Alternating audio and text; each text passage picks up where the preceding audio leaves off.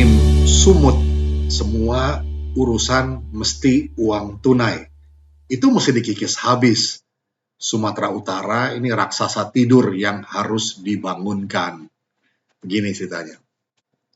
Selaras dengan bahasa Batak yang berbunyi, beta timbul rap di anak hinomit na timbul, yang bermakna, ayo maju bersama untuk rakyat yang maju.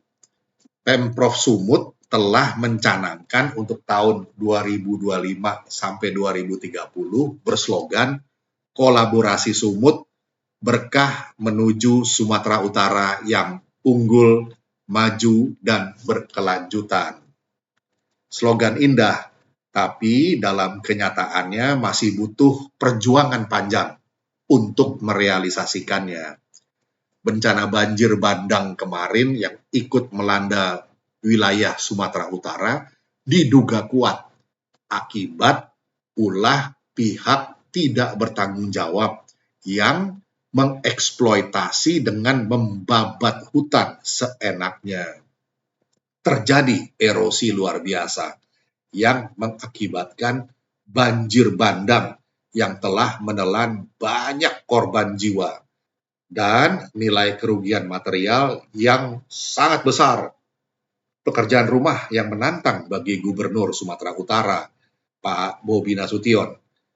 Tantangan ini jugalah yang mesti jadi perhatian serius dari Diploma Insinyur Freddy Siahaan MBA. Beliau adalah Ketua Alumni Jerman Indonesia atau Aljerin untuk Sumatera Utara saat berbincang serius di bilangan Menrek Jakarta Pusat baru-baru ini. Freddy yang juga mantan aktivis mahasiswa, ia mantan ketua IMADA, Ikatan Mahasiswa Jakarta, era 80-an, punya pemikiran progresif dan jaringan organisasi yang luas. Ini sebuah modal politik besar yang ingin ia abdikan untuk ikut membangun Sumatera Utara. Mulai dari penegakan hukum, penertiban kota Medan sebagai ibu kota sampai ke soal investasi dan peran swasta dalam mengembangkan dunia usaha di wilayah Sumatera Utara. Sehingga julukan nyinyir yang mengakronimkan SUMUT dengan sebutan semua urusan mesti uang tunai bisa dikikis habis. Korupsi adalah akar masalah yang menghambat pembangunan, bahkan merusak tatanan perekonomian yang hendak dibangun. Dalam peta statistik tercatat bahwa Provinsi Sumatera Utara merupakan salah satu daerah potensi perkebunan di Indonesia. Komoditas yang menjadi andalan adalah karet, kopi, kelapa sawit, dan coklat. Permasalahan utama di Sumatera Utara meliputi konflik agraria yang tinggi terkait perusahaan, perambahan hutan atau deforestasi yang jadi penyebab banjir utama dan tanah longsor. Sumut rawan peredaran narkoba hingga ketimpangan pembangunan dan pendidikan. Selain itu, terdapat sengketa wilayah perbatasan atau pulau dengan Aceh, serta penurunan kualitas lingkungan, khususnya di sekitar Danau Toba. Dalam hal konflik agraria dan lingkungan tercatat tingginya kasus sengketa lahan antara masyarakat dan korporasi, serta penggundulan hutan atau deforestasi di hulu yang memicu banjir bandang dan tanah longsor. Menyangkut soal kesehatan yang terkait narkoba, adalah masalah peredaran narkoba yang tinggi. Begitu banyak kasus penangkapan pengedar sabu dan ganja, serta kualitas kesehatan masyarakat yang belum optimal. Preman Medan yang naik kelas jadi mafia Medan, ikut-ikutan berkelindan dengan bisnis narkoba, bisa untung besar katanya. Kalau menilik lebih dalam spektrum pembangunan dan soal ekonomi di tingkat provinsi, tercatat angka pengangguran yang masih cukup tinggi. Ketimpangan pembangunan antara wilayah perkotaan dan pedesaan, serta perlunya peningkatan kualitas pendidikan. tingkat pengangguran terbuka atau TPT di Sumatera Utara per November 2025 tercatat sebesar 5,28%. Meskipun sempat berada di angka 5,32% pada Agustus 2025, angka pengangguran menunjukkan tren dinamis, namun secara umum mengalami penurunan. Jumlah angkatan kerja di Sumatera Utara mencapai 8,1 juta orang. Ini meningkat 108.000 orang dibanding periode sebelumnya. Sengketa wilayah dengan provinsi tetangga menyangkut kepemilikan 4 pulau di perbatasan antara Provinsi Aceh dan Provinsi Sumatera Utara, yang juga melibatkan potensi sumber daya migas. Ini menjadi isu hangat yang perlu keterlibatan pemerintah pusat dalam penyelesaian yang adil dengan tetap menjaga kesatuan. Dalam hal tata kelola dan permasalahan sosial, ruwetnya birokrasi, iklim demokrasi, dan kesetaraan gender yang belum sepenuhnya optimal. Masalah-masalah ini sering dikaitkan dengan kegagalan tata kelola lingkungan dan perlunya pengawasan ketat terhadap izin perusahaan di Sumatera Utara.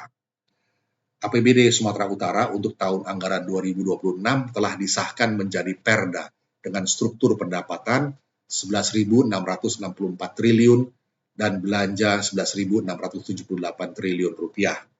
Ada defisit sebesar 14,495 miliar rupiah. Profil APBD ini mengalami penurunan jika dibandingkan dengan tahun 2025. Anggaran 2026 ini difokuskan pada 5 prioritas: pendidikan, kesehatan, pertanian atau ketahanan pangan, infrastruktur, dan pengembangan kawasan strategis untuk pertumbuhan yang inklusif. Berikut poin penting dari APBD Sumatera Utara 2026. Dengan pendapatan 11.664 triliun rupiah dan belanja 11.678 triliun rupiah ini, fokus atau prioritas anggarannya untuk pendidikan, kesehatan, pertanian, dan ketahanan pangan, infrastruktur, pengembangan kawasan strategis. Dengan anggaran sebesar ini diharapkan bisa mendorong pertumbuhan ekonomi dan pemerataan kesejahteraan.